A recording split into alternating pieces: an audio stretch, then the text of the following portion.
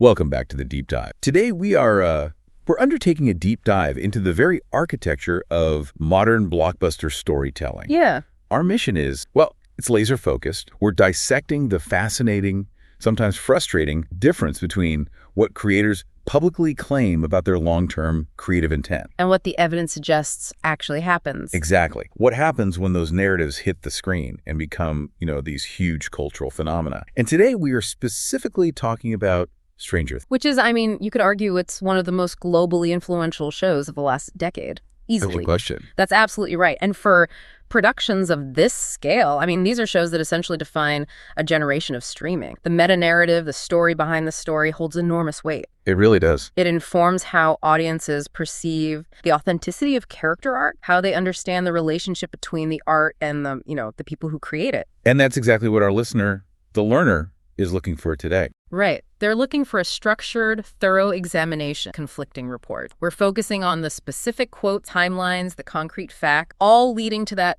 satisfying, that aha moment regarding how these character narratives truly evolve. And the core tension we are unpacking today is, well, it's critical. It centers on this clash between the claim of rigid, long-term, multi-year planning. The idea that everything was baked in from the start. Yes, that every major arc was in the show's DNA from the very beginning, versus what seems to be irrefutable evidence of on-the-fly, in-the-moment creative adaptation. And we've put together a really fascinating stack of source material for this. We have resurfaced interviews with the two key actors involved. That's Maya Hawke and Noah Schnapp. We have direct statements from the creators themselves, the Duffer. And crucially, a recent analytical video commentary that meticulously juxtaposes these claims. It really highlights the contradiction. It does. So the central philosophical question that the source material raises is this: when is creative intent a pre-planned roadmap? And when is it a retrospective justification? Ooh, that's a good way to put it. We're going to meticulously compare two very different creative narratives. One claims 9 years of careful, deliberate buildup for a character's emotional arc. And the other? The other demonstrates that a major character's defining identity shifted spontaneously, literally mid-production. So our mission is to provide you, the listener, with a forensic comparison of these timelines and these creative stories. We want to give you the tools to evaluate this whole notion of absolute creative control in what is, at the end of the day, a dynamic, high-stakes production. Yeah, exactly. Okay, let's unpack this. And I think we need to start by establishing a clear base. We have to understand just how fluid high-level television production can be. Right. And for that, we have to turn to the story of Robin Buckley, whose path was reportedly changed dramatically while the cameras were rolling. This is the perfect place to start. Robin Buckley, played by the incredibly talented Maya Hawke, she was introduced in the third. At the Starcourt Mall, yeah. And she quickly formed this beloved partnership with Herring. This dynamic was crucial because the initial intention, as reported by the creative team and supported by the internal scripts, was designed to follow a very specific, very traditional romantic. The original blueprint for Robin was pretty straightforward. She was reportedly not conceived as a lesbian character. No, not at all. Instead, she was slotted into the narrative to become the eventual, if slightly prickly, love interest for Steve Harrington, who's played by Joe Keery. And if you go back and watch the early episodes of season 3, the setup is textbook. It's almost classic rom-com. It absolutely is. Yeah. You have two people forced together in a mundane job, the Scoops Ahoy ice cream parlor, developing this antagonistic banter. The you rule, you suck scoreboard. Exactly. Yeah. That clearly masked these, burgeoning romantic feeling. The writers, according to the source material, were absolutely setting that up for a heterosexual relationship to bloom. And that classic setup made perfect narrative sense, didn't it? Especially for Steve's character. Oh, for sure. He had just gone through this significant arc of maturation after his breakup with Nancy. He'd become Dad Steve, the babysitter. Right. So the writers needed a new foil for him, a new potential partner who could challenge him intellectually and emotionally. The foundation for a classic romantic comedy pairing clearly laid out. And this established narrative framework is, I think, essential context for understanding the scope of the pivot that followed. It's everything. But this is where that on-the-fly creativity kicks in. Yeah.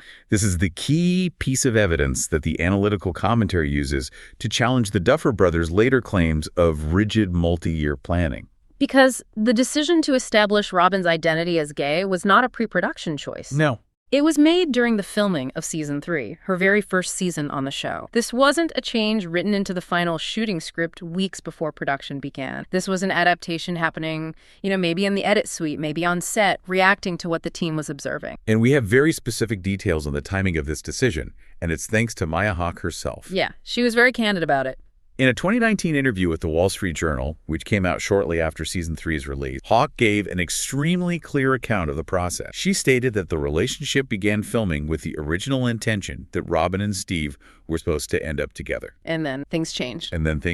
Hawke's specific quote provides this unparalleled window into the spontaneous creative shift. She told the Journal, "Throughout filming, we started to feel like she and Joe shouldn't get together and that she's gay." That phrase, "throughout filming we started to feel," that is the absolute fulcrum of this entire section. It really is. It means the creative process, the relationship dynamics, the actor chemistry, all of that became the dominant factor, and it overrode the initial scripted intent. It was an organic discovery. They were just reacting to what was happening in front of the camera. The writers, along with Hawke and Curie, they were reacting to the genuine human interactions playing out. They saw a different kind of chemistry, a platonic chemistry, that was more interesting. And Hawke went on to reflect that once the decision was made, once they moved forward with it, it felt entirely natural. She noted that, upon review, it seemed like the most obvious decision ever. Right. And from an audience perspective, that authenticity is what makes the character so beloved. That bathroom scene is one of the best in the entire series. It is. However, the analytical commentary we reviewed really underscores the timing of it all. It confirms the decision was made off the cuff. It was a spontaneous adaptation, a dramatic divergence from the written plan, purely in response to the emerging chemistry and personality character. The source material we're looking at, it focuses on this pivot as a significant rug pull moment. Well, think about the narrative implications of that. Audiences were invested in the possibility of Steve finally finding a stable, mature, witty partner. We were all rooting for him. We were. So to pull away from that established heterosexual setup midway through the season, right before the crucial finale, that demonstrates not only the writers' flexibility, but also their willingness to potentially disappoint some audience members in favor of what they deemed the more authentic character trajectory. And that flexibility, that's what we have to establish as our baseline. Exactly. A production as massive as Stranger Things possesses the structural agility to make character-defining decisions that fundamentally reshape relationships and future plot lines, literally during film. It tells us that the blueprint, even at a high level, is not set in stone. Not at all. The creative team has the authority and the operational mechanism to adapt to what is organically working on screen. And that operational mechanism is key when we transition to the next part of our deep dive. A pivot like Robin's suggests they value organic discovery over rigid adherence to the original outline. Right. They demonstrated that when faced with an opportunity for better character development, they will jettison a pre-planned romantic plot and make a foundational identity change for a core character. This establishes a high benchmark for creative fluidity. So why is this so critical? Because we are now going to hold this proven flexibility against the extraordinary claims made about the planning for Will Byers. Precisely. The key takeaway from Robin is that spontaneous, character-defining adaptation is proven possible on this show. It happens. It is a fact. Now, let's hold that fact next to the Duffer Brothers' claims for Will. This is the central contradiction raised by the source material, and here's where it gets really interesting. Okay, so if the narrative surrounding Robin Buckley is one of creative spontaneity, the narrative surrounding Will Byers, played by Noah Schnapp, is presented by the creators as one of unwavering, meticulous, long-term intentionality. Polar opposites, really. Completely. The focus here is on the emotional climax of Will's character arc, the highly anticipated moment where his struggle with his identity is fully realized and Which, we should say, we haven't seen yet. The final season is still forthcoming. Right, but the creative narrative spun by the Duffer Brothers suggests that the reveal of Will's identity has been a slow burn narrative, carefully managed since the very inception. And Ross Duffer, in a widely cited interview with Variety, provided the central piece of this creative claim. He's the one who laid it all out. He did. He stated that the powerful coming out scene, intended for the penultimate episode of the 5th and final season, which he described as a thematic cornerstone for the end of the series, was, and this is the direct quote, something we've been building to for 9 years. 9 years. 9 years. Let's just contextualize that for a second. The show debuted its first season around 2016.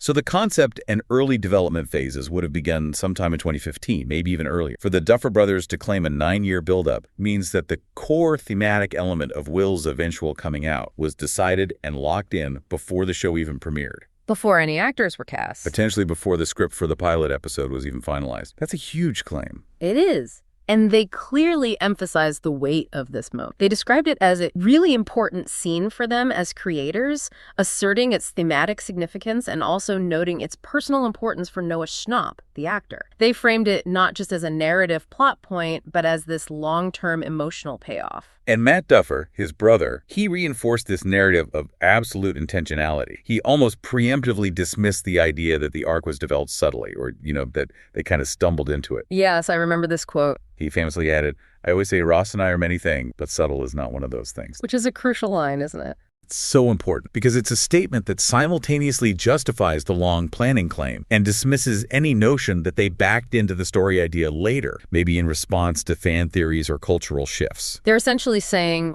we are upfront, we planned this, and we have been leading you here the whole time. Don't question. Right. Now, this is where the analytical commentary introduces the timeline challenge that fundamentally destabilizes the Duffer brothers' rigid. Okay, so let's juxtapose the 9-year plan with the hard facts surrounding the character and the actor. When the show originally debuted in the summer of 2016, Noah Schnapp, the actor playing Will, was only 11 years old. 11? And his character, Will, within the story's timeline, started the series as a 12-year-old child. The source material raises a pretty profound point about the inherent challenge claim. It questions the fundamental logic of planning a full 9-year trajectory for a 12-year-old character. Especially when that 12-year-old character is played by an 11-year-old actor whose own real-life development is highly unpredictable. Exactly. This type of rigidity seems unusual, maybe even creatively restrictive, for a production that relies so heavily on the growth and maturity of its very young cast. You have to let them grow into the roles. And this is the central contradiction we've been building to. If the creator have the proven,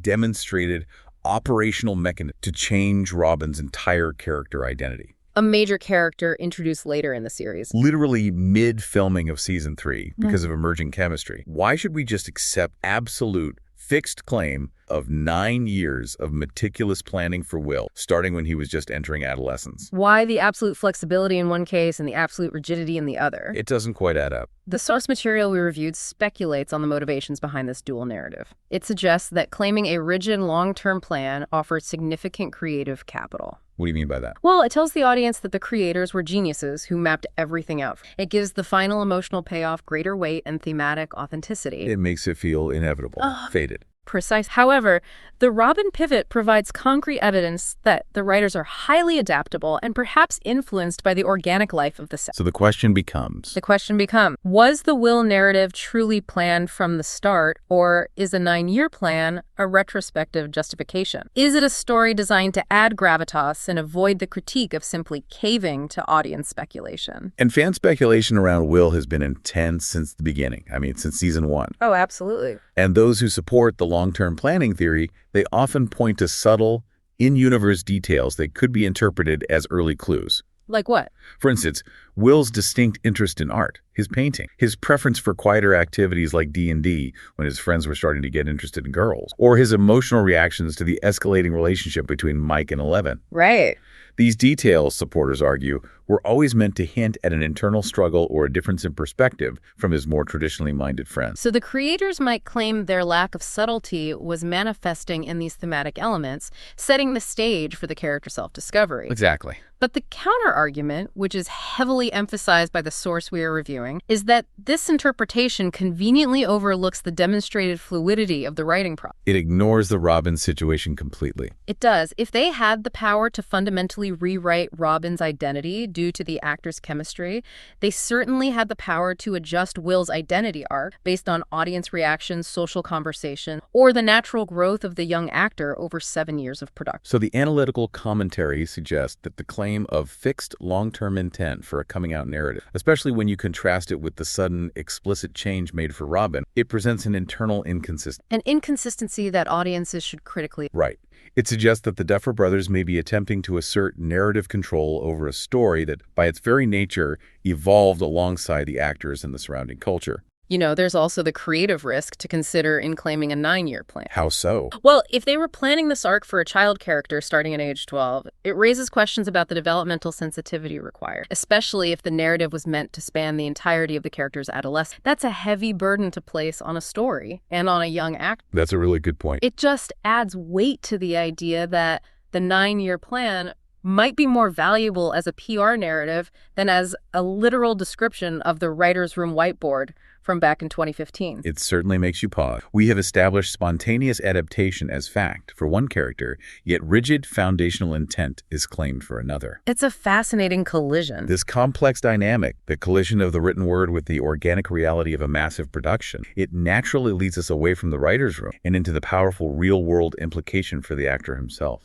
And this is the third pillar of our deep dive. This is where the story moves beyond creative choices and into profound personal tests. Noah Schnapp's public statements, particularly from his August 2023 interview with Variety, they demonstrate that the fictional narrative was not just an acting assignment for him. It became a genuine catalyst for his own life journey. Character as catalyst. That's a deeply resonant concept, isn't it? Mm-hmm. Particularly for young performers who spend their formative years embodying a character. It is. And Schnapp drew a direct line between Will's journey and his own process of self-acceptance. He explained that the shift in perspective regarding his character led to an accelerated personal realization. He specifically stated that once he did fully embrace that Will was gay, it was just an exponential speed toward accepting it for myself. Exponential speed. That phrase suggests that the character provided a kind of psychological safe space for him, or a testing ground for his own identity. Like a mirror. A powerful public mirror. The role acted as a framework for him to understand himself. And the actor clearly believes the role was instrumental in his personal trajectory. Schnapp stated unequivocally that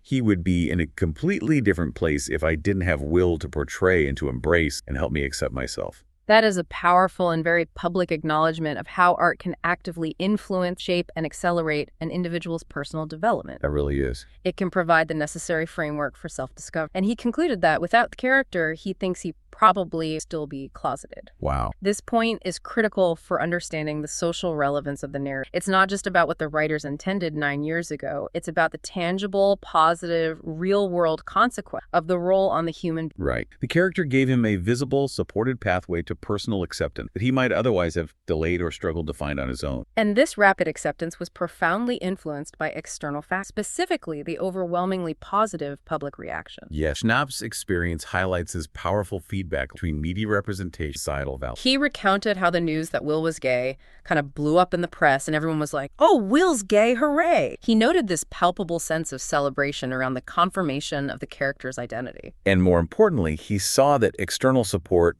reflected back at him personally. He described seeing all these comments on Instagram and TikTok and noted, crucially, that there was not one bad thing about him being gay. That's incredible. That lack of negative commentary, the massive outpouring of positive affirmation, it provided a societal safety net that directly influenced his personal bravery. He synthesized that external support into an internal decision. He concluded, if he has all the support, then why should I worry about it? I mean, this is the documented, real-world application of positive media representation. It shows that for this individual, the cultural conversation surrounding his fictional character acted as an assurance of safety and acceptance in the real. And it enabled him to make a deeply personal decision about his own life. And the personal connection goes even deeper. He also shared a really poignant anecdote regarding his early years on the show and parental speculation about his identity. Right, and this anecdote tightens the timeline even further. It does. He recounted that his mother began speculating about his identity shortly after he completed the first season of Stranger Things, which places the speculation when he was around 12 years old, roughly a year after he had begun filming the series where his character was the central focus. He detailed the conversation his mother had with a friend where she was seeking advice on how to approach the subject. She told her friend, I know my son is gay. Do I have to ask him how do I do it? And the friend's advice was to allow for organic discovery. Oh, you just let him be and let him figure it out himself? This anecdote adds yet another layer of complexity to the whole discussion about creative intent versus real-life influence. The source material notes the tight correlation. It's hard to ignore. The actor is 11 when filming starts. He's 12 when his mother begins speculating. And all the while, the creators claim they have a 9-year plan for his characters coming up. The analytical commentary suggests that while the connection might be purely coincidental, it raises legitimate observational questions about the on-set dynamic. Like what? Specifically? Well, did the atmosphere surrounding the filming, the discussions about the character's nuanced emotions, or the way the creative team handled Will's initial isolation subtly contribute to the perception of his identity, both by those close to him and eventually by the actor himself? Even if the Duffer Brothers' grand plan was still years away from being executed. Exact. It creates a fascinating web. The actor credits the character for accelerating a self-acceptance, a benefit magnified by positive public response. Yet the creators claim this arc was rigidly planned from the very beginning, which stands in contrast to their proven flexibility with Robin. It's this intricately woven narrative of spontaneous creative choices, rigid retrospective claim, and deeply personal impact that leads us to the final and most critical part of our analysis. The ideological critique presented in our source. Okay, we have meticulously compared the timelines and the creative claim. Now, we must synthesize the overarching ideological critique presented by the analytical commentary we're reviewing. And this requires utmost care and strict impartiality. Absolutely. We're reporting on the arguments and views presented by the source, not endorsing them. The critique takes an extremely specific, moral, and philosophical view of these creative decisions and personal outcomes. It is absolutely vital that we maintain that separate. The source material views the entire sequence of events, the creative pivots, the claims of long-term planning, and the subsequent personal journey of the actor in an overwhelmingly negative light. Specifically, the source uses extremely strong language. They characterize the entire situation as absolutely disgusting. Yes, and they claim that the nature of these decisions kind of taints the entire show. Yeah. This is not a critique based on artistic merit or plot holes. No, it's a critique rooted in deep moral concern. And the critique targets what the source perceives as a widespread, harmful pattern across large media productions, particularly those associated with Netflix. The source claims that Netflix tends to engage in, as their phrasing, race swap and make things gay and make things woke. And they interpret the decisions made for Robin and Will as concrete evidence of this wider ideological agenda being pushed by the platform and its creator. The analytical commentary expands on this, alleging that this perceived ideological pattern isn't limited to the fictional characters, but is clearly doing it with these actors as well. So the source posits that the productions are actively encouraging actors, especially young ones, to embrace what the source terms wicked ideology or gender ideology. And to illustrate this perceived pattern, the source does cite specific examples. They reference the live-action adaptation of One Piece, claiming that the production encouraged a young actress involved in that series to embrace this ideology. They also brought up the highly public transition of the actor formerly known as Ellen Page to Elliot Page. Right, as another example of this alleged pressure from Hollywood to promote this specific lifestyle among performers. So the depth of the critique, therefore, is not merely artistic disagreement. It is the claim that media organizations are actively influencing the personal lives of their stars to serve an ideological purpose. We have to delve deeper into the core moral and philosophical underpinnings of this critique as it's presented by the source. The source fundamentally challenges the message of universal acceptance that was so central to Noah Schnapp's test. That reaction where there was not one bad thing said publicly about Will being gay. Exactly. The source argues that this blanket message of acceptance is ultimately harmful to the individual. They claim that people should, in fact, speak up and say no to what the source defines as a disordered, sinful lifestyle. So the fundamental premise here is rooted in the belief that engaging in this lifestyle, and this is the source's explicit view, harms the individual's eternal soul. And this concern for eternal welfare is what necessitates the source's counter-narrative. It forces them to redefine the very concept of love. This is perhaps the most crucial philosophical point in the entire critique, and it requires careful exploration. Okay, let's break it down. The source material meticulously defines love as to will the good of another. To will the good of another. Yes. This definition has deep historical roots.